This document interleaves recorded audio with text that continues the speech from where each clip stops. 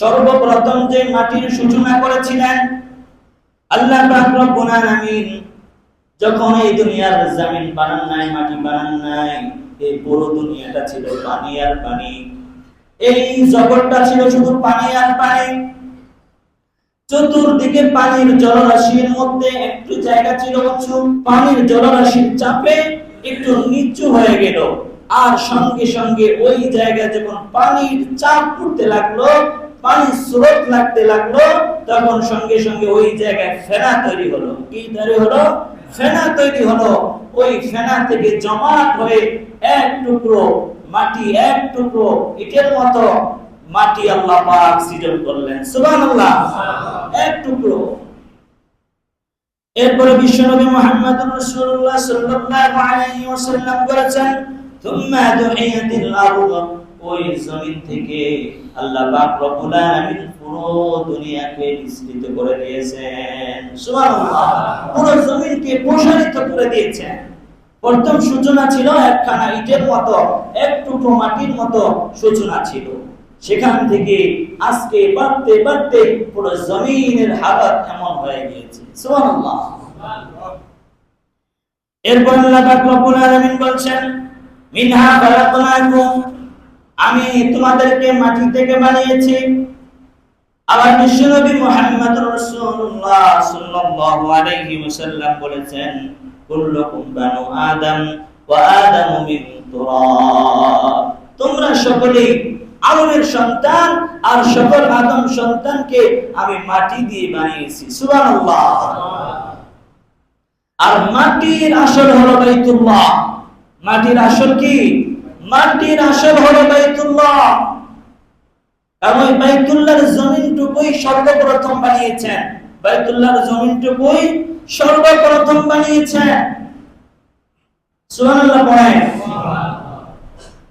আর বিশ্বনবী বলেছেন, কুল্লু শাইইন ইয়ারজিউ ইলা আসলিহি, আর প্রত্যেক আসল জিনিসই তার সেই দিকে ফিরে যায়। সারা বছরে যে বৃষ্টিগুলো হয়, সারা মাসে যে বৃষ্টিগুলো হয়, বৃষ্টির পানিগুলো কোথায় চলে যায়? এগুলো সাগর থেকে আল্লাহ পাক উঠান। আবার এগুলোর আসল যেহেতু নদী, আসল যেহেতু সাগর, আস্তে আস্তে বাইতে বাইতে চলতে চলতে এগুলো সব সাগরে চলে যায়। আল্লাহু আকবার। এই জন্য বলা হয়েছে কুল্লু শাইইন ইয়ারজিউ ইলা আসলিহি। যেহেতু আমাদেরকে আল্লাহ পাক বাইতুল্লাহর মাটি দিয়ে বানিয়েছে, এই জন্য মানুষের একটা আকর্ষণ এই বাইতুল্লাহর দিকে আছে না নাই? কেমন যেন বাইতুল্লাহর দিকে মানুষকে টানে, ঠিক কি না? একটা মানুষ যখন তার বুঝ জ্ঞান হয়, যখন তাকে এই বিষয়গুলো বোঝানো হয়, তাকে সাজানো হয় তার সামনে, তখন দেখবেন তার হৃদয়টা কেমন যেন বাইতুল্লাহর দিকে টানে। কারণ তাকে ওই জমিন দিয়ে বানানো হয়েছে, ওই মাটি থেকেই বানানো হয়েছে। এই জন্য তার আসল যেহেতু সেটা, এই জন্য আসল জিনিসের দিকে তাকে টেনে নিয়ে যায়। সুবহানাল্লাহ। এই জন্য প্রিয় ভাইরা আমার, আল্লাহ পাক রব্বুল আলামিন বলেছেন, মিনহা খালাকনাকুম ওয়া ফিহা নুঈদুকুম ওয়া মিনহা নুখরিজুকুম তারাতান উখরা, তোমাদেরকে মাটি থেকে বানানো হয়েছে, তোমাদেরকে মাটির ভিতরেই নিয়ে যাওয়া হবে, তোমরা আবার মাটি থেকে তোমরা পুনরুত্থান হবে। এটা হলো সাধারণ সব সময় আমরা যেটা শুনি, কিন্তু এটার পিছনে আরো একটি ব্যাখ্যা আছে, আরো একটি তাফসীর আছে। বিভিন্ন তাফসীরবিদ এটাকে ব্যক্ত করেছেন, বলেছেন তোমাদেরকে বাইতুল্লাহ থেকে বানানো হয়েছে, আবার বাইতুল্লাহ তোমাদেরকে নিয়ে যাওয়া হবে, আবার তোমাদেরকে সেখান থেকে পুনরুত্থান করা হবে। সুবহানাল্লাহ। তাহলে আমাদের মূল, আমাদের আসল হলো কি? বাইতুল্লাহ। বাইতুল্লাহর জমিন থেকে আমাদেরকে বানানো হয়েছে, এই জন্য আমাদের দিন, আমাদের অন্তরকে সেই দিকে টানায়। তাই আল্লাহু আকবার। আর বাইতুল্লাহ হলো পৃথিবীর সর্বপ্রথম মসজিদ। আল্লাহ পাক রব্বুল আলামিন যখন আদম আলাইহিস সালাতু ওয়াস সালামকে বানিয়েছেন, যখন হাওয়া আলাইহিস সালাতু ওয়াস সালামকে বানিয়েছেন, আর বানানোর পরে তাদেরকে বলেছিল জান্নাতের মধ্যে যে তোমরা এই গাছের কাছে যাও না, হাদিহি শাজারাতা, তোমরা এই গাছের কাছে যাও না, হাদিহি শাজারা, তোমরা এই গাছের কাছে যাও না। যদি তোমরা এই গাছের কাছে যাও ফাতাকুনু মিনাজ জালিমিন, তাহলে তোমরা জালিম হয়ে যাবে। হাদিহি শাজারাতা ফাতাকুনু মিনাজ জালিমিন, তোমরা এই গাছের কাছে যাও না। যদি তোমরা এই গাছের কাছে যাও তাহলে তোমরা কি হয়ে যাবে? জালিম হয়ে যাবে। হযরতে আদম আলাইহিস সালাম, হাওয়া আলাইহিস সালাম ভুলে গিয়েছিল। আল্লাহ পাক যে আদেশ করেছিল, আল্লাহ পাক তাদেরকে যে নিষেধ করে দিয়েছিল, তারা সেটা বড্ড ভুলে গিয়েছে। ভুলে যাওয়ার কারণে তারা যখন জান্নাত থেকে তাদেরকে বের করে দিল, একজন যে এক দেশে পড়ছে, একজন যে পড়ছে শ্রীলঙ্কা, আরেকজন যে পড়ছে জিদ্দা। এই জন্য জিদ্দা শব্দের অর্থ হলো দাদি এবং নানি। জিদ্দা শব্দের অর্থ কি?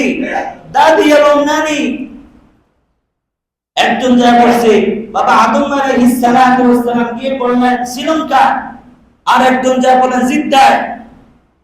এই জন্য ওই শব্দকে, ওই জিদ্দা নামে যে শব্দ, এই জন্য ওখান থেকে তার নামকরণ করা হয়েছে জিদ্দা। এখন সেটা নদী বন্দর একটা সুন্দর সুদর্শন জায়গা হিসেবে পরিচিতি লাভ করেছে। সুবহানাল্লাহ বলে। এই জন্য আল্লাহ পাক রব্বুল আলামিন যখন বাইতুল্লাহ বানাবেন, যখন দুইজন দুই দিকে যা পড়লেন, আবার চলতে চলতে দুইজন আবার একত্র হয়ে আরাফার ময়দানে তাদের পরিচিতি লাভ করেছেন। সুবহানাল্লাহ। আরাফার ময়দানে তারা আবার ওই দুই দেশ থেকে চলতে চলতে আবার আরাফার ময়দানে তারা একত্রিত হয়েছেন। সুবহানাল্লাহ। এই জন্য আরাফা শব্দের অর্থ হলো পরিচিতি। কারণ হাজী সাহেবরা সেখানে তাদের একটা পরিচিতি আছে না নেই? আছে। এই জন্য আরাফা শব্দের অর্থ কি? পরিচিতি। তারা দুইজন যখন আরাফার ময়দানে একত্রিত হলো, তখন আদম আলাইহিস সালামকে বললেন, যাও তুমি এখন মসজিদ নির্মাণ করো। সুবহানাল্লাহ। সেই মসজিদ থেকে আবার হযরতে ইব্রাহিম আলাইহিস সালামকে ঘোষণা করে দিয়েছেন, ইব্রাহিম তুমি মসজিদকে আবার আরো সুন্দর করে, আরো চমৎকার করে নির্মাণ করো। সুবহানাল্লাহ। আরো 20 বছর, 30 বছর, 50 বছর আগে যারা বাইতুল্লাহ গিয়েছেন, বাইতুল্লাহর এখনকার অবস্থা আর 50 বছরের আগের অবস্থা কি এক নয়, সম্পূর্ণ ভিন্ন। তাহলে আরো কত হাজার বছর আগে তারা বাইতুল্লাহ নির্মাণ করছে, আবার সংস্কার করছে। যখন হযরত ইব্রাহিমকে বলল, ইব্রাহিম আবার সুন্দর করে চমৎকার করে এটাকে নির্মাণ করো। হযরত ইব্রাহিম আলাইহিস সালাম এই ঘরকে আবার নির্মাণ করলেন, আবার সুন্দর করে সাজালেন। এরপর আল্লাহ পাক রব্বুল আলামিনের কাছে একখানা দোয়া করলেন। কি দোয়া করলেন? রব্বানা ইন্নী আসকানতু মিন যুররিয়্যাতি বিওয়াদিন গায়রি যী যার'ইন ইনদা বাইতিকাল মুহাররাম। রব্বুল আলামিন আমি এবং আমার বংশধরদেরকে ফসলহীন উপত্যকায় তোমার ঘরের নিকট বসতি বানালাম, ঘর বানালাম। রব্বানা লিয়ুকিমুস সালাত, যাতে করে তারা নামাজ, যাতে করে তারা সালাত আদায় করতে পারে। সুবহানাল্লাহ বলেন। এরপর আল্লাহ পাক রব্বুল আলামিনের কাছে বললেন, ফাজআল আফিদাতাম মিনান নাসি তা'ওয়ি ইলাইহিম আরযুকহুম মিনাস সামারাতি লাআল্লাহুম ইয়াশকুরুন।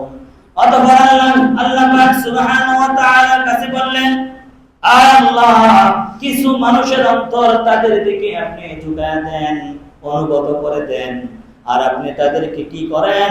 তাদেরকে আপনি ফল ফলাদি দ্বারা রিজিক দান করেন। সুবহানাল্লাহ। আপনি কি করেন? তাদেরকে আপনি ফল ফলাদি দ্বারা আপনি রিজিক দান করেন। আল্লাহ পাক রব্বুল আলামিন হযরত ইব্রাহিম আলাইহিস সালামের দোয়া কবুল করেছিলেন। সুবহানাল্লাহ।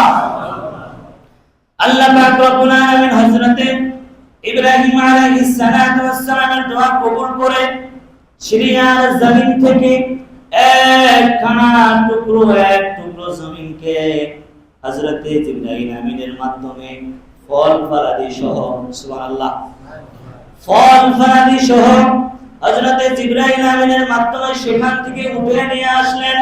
আল্লাহ পাক পারে কিনা? জোরে বলেন আল্লাহ পাক পারে কিনা?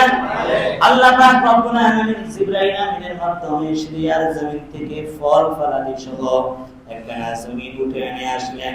আর ওই জমিনটারে প্রথমে বাইতুল্লাহর কাছে এনে বাইতুল্লাহ দোয়া করালেন, সুবহানাল্লাহ। এরপরে বাইতুল্লাহ থেকে 80 মাইল দূরে সেখানে অবস্থান করলেন, সুবহানাল্লাহ। সেখানে এটাকে রেখে দিলেন।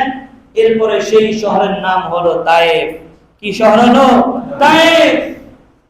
একটি পাহাড়ের মধ্যে, উঁচু উঁচু পাথরের মধ্যে একটা সবুজ শ্যামল শহর, যার নাম তায়েফ, সুবহানাল্লাহ। এই সুন্দর এলাকাটা সিরিয়ার জমিন থেকে কে নিয়ে আসছেন? জিবরাইল আমিন সেখান থেকে তুলে এনে এই তায়েফের মধ্যে আল্লাহ পাক বসিয়ে দিয়েছেন, সুবহানাল্লাহ। এগুলো আল্লাহ পাকের ইশারা। আল্লাহ পাক রব্বুল আলামিন যদি চান এর থেকে আরো বড় কিছু করে দেখাইতে পারেন, কারণ কাদেরে কুদরত দারি আর সেটাহি আকুনি মুরদারা তো জান বখশে জিন্দারা বে জাকুনি, সুবহানাল্লাহ।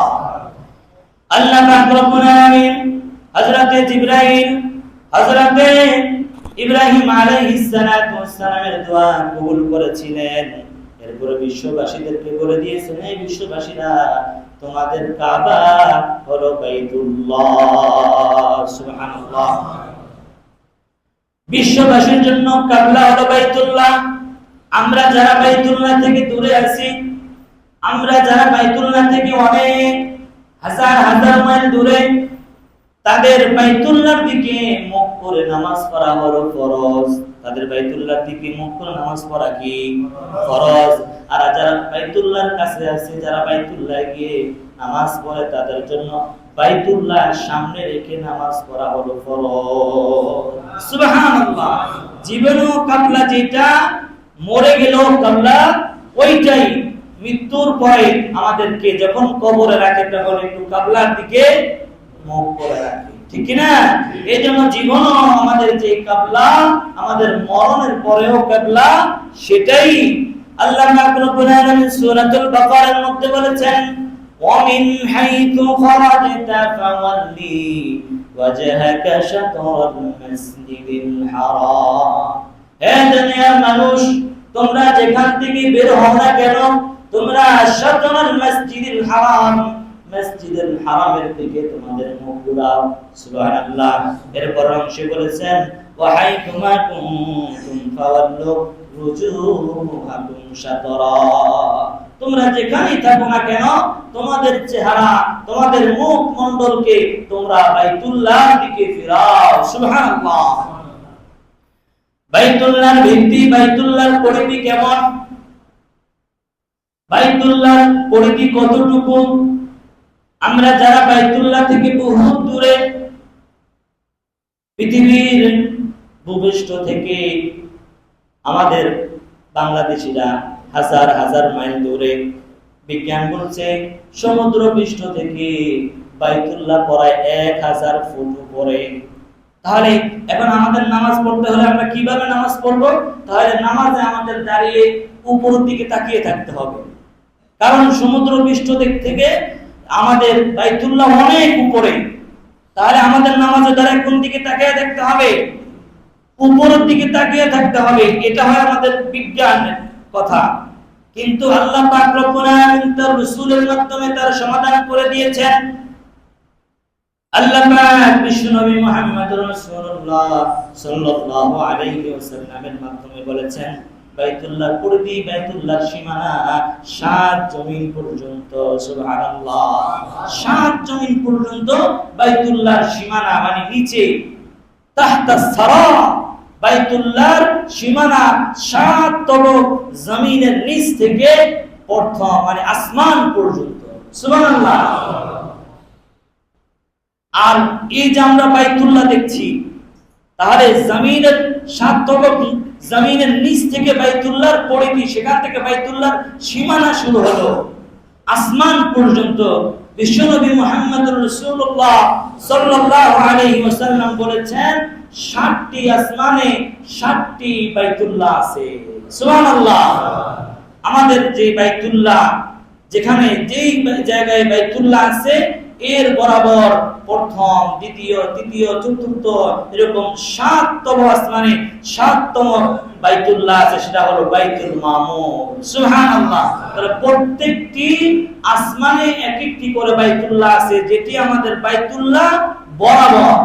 আর 7তম আসমানে যে বাইতুল্লাহ, এটার নাম হলো বাইতুল মামুর, এটা হলো ফেরেশতাদের বাইতুল্লাহ। সুবহানাল্লাহ।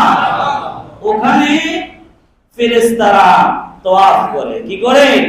ওই বাইতুল মামুরের মধ্যে বাইতুল মামুরকে তারা জিয়ারত করে। সুবহানাল্লাহ। তাহলে আমরা যেখানেই থাকি না কেন, আমরা দূরে যারা আছি, আমরা আমাদের মুখ কোন দিকে? বাইতুল্লাহর দিকে। এটা আসমান পর্যন্ত। আমাদের বাইতুল্লাহর সীমানা কোন পর্যন্ত? আসমান পর্যন্ত। এখন যারা আকাশে উঠছে তাদের আর নিচের দিকে দরকার নাই, তারা ওই অবস্থায় নামাজ পড়লে নামাজ কবুল করবেন কে? আল্লাহ। কারণ আসমান কত উপরে, এটা কোন বিমান ওখানে যাওয়া সম্ভব? কোন রকেট ওখানে যাওয়া সম্ভব? সম্ভব না।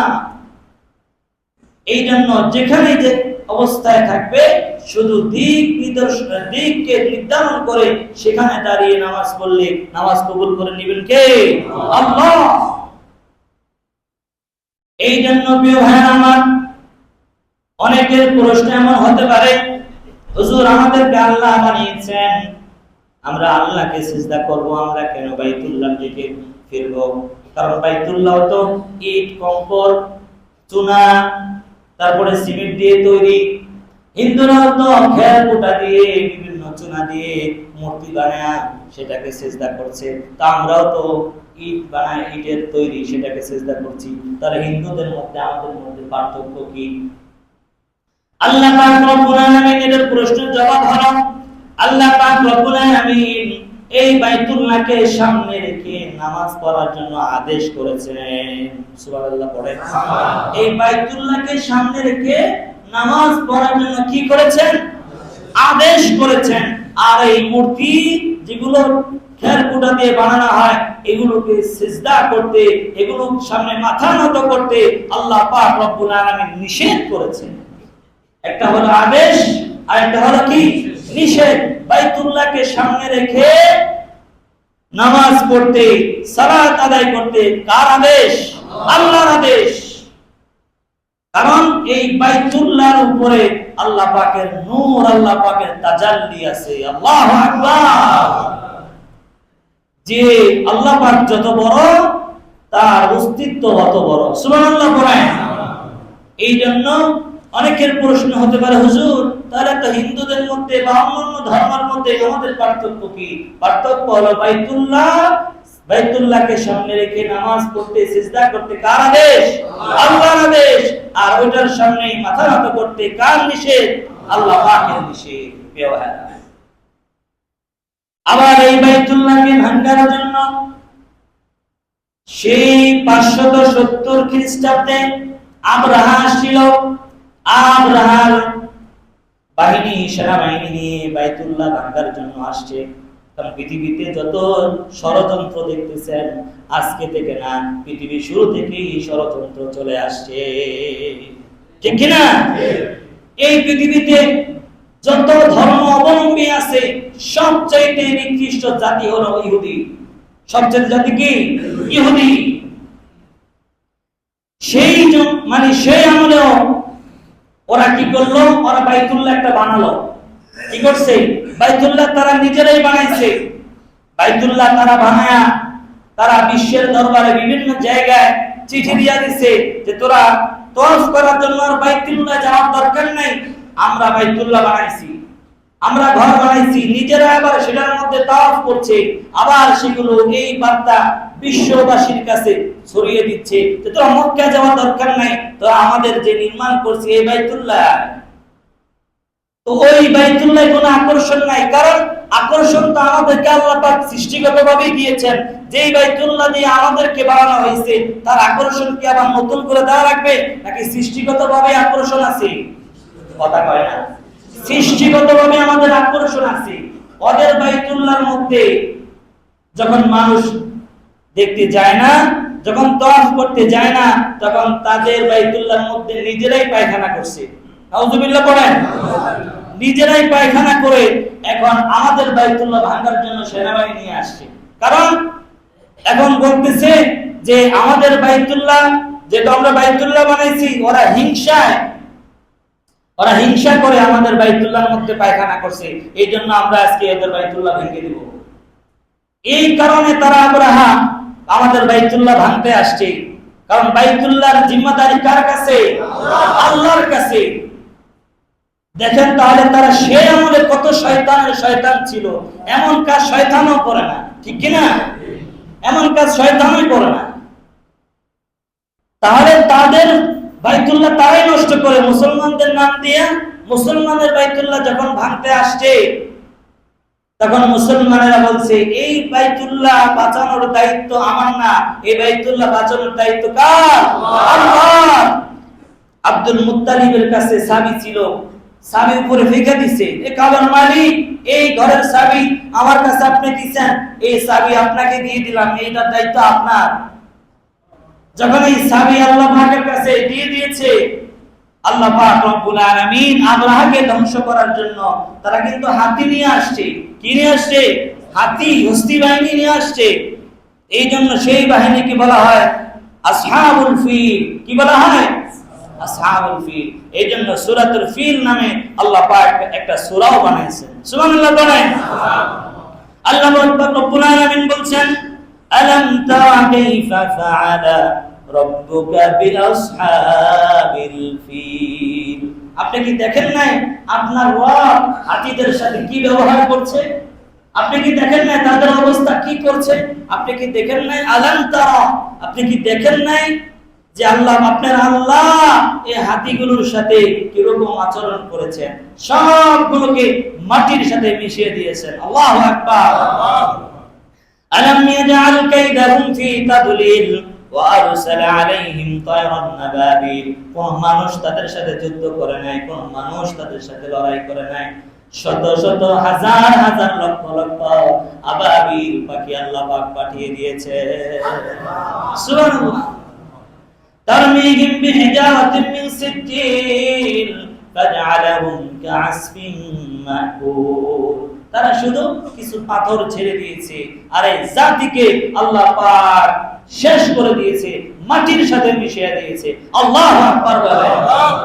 ইতিহাস থেকে আমরা এটাই জানতে পারি, যেই জাতি, যেই গোষ্ঠী আল্লাহ পাকের ঘরকে ভাঙতে আসবে, আল্লাহ পাক যুগে যুগে যেমনি ভাবে তাদেরকে ধ্বংস করেছে, সেই জাতিদেরকে আল্লাহ পাক তাদের মতো ধ্বংস করে দেবে, ঠিক না? এজন্য আল্লাহ পাকের সেই কথা আমরা বলছি, আল্লাহ আপনি আরেকবার আবাবিলকে পাঠিয়ে ফিলিস্তিনের মসজিদ, ফিলিস্তিনের মানুষকে আপনি হেফাজত করুন। আল্লাহ পাক আমাদেরকে এই আলোচনা থেকে আমাদেরকে শিক্ষা গ্রহণ করার তৌফিক দান করুন। আল্লাহ পাক ফিলিস্তিনের জমিনকে, রাফা, গাজার মুসলিমদেরকে হেফাজত করুন। সকলে বলুন আল্লাহুম্মা আমিন। আমিন। ওয়া আখির দাওয়ানা আলহামদুলিল্লাহি রাব্বিল আলামিন। আসসালামু আলাইকুম ওয়া রাহমাতুল্লাহি ওয়া বারাকাতুহু।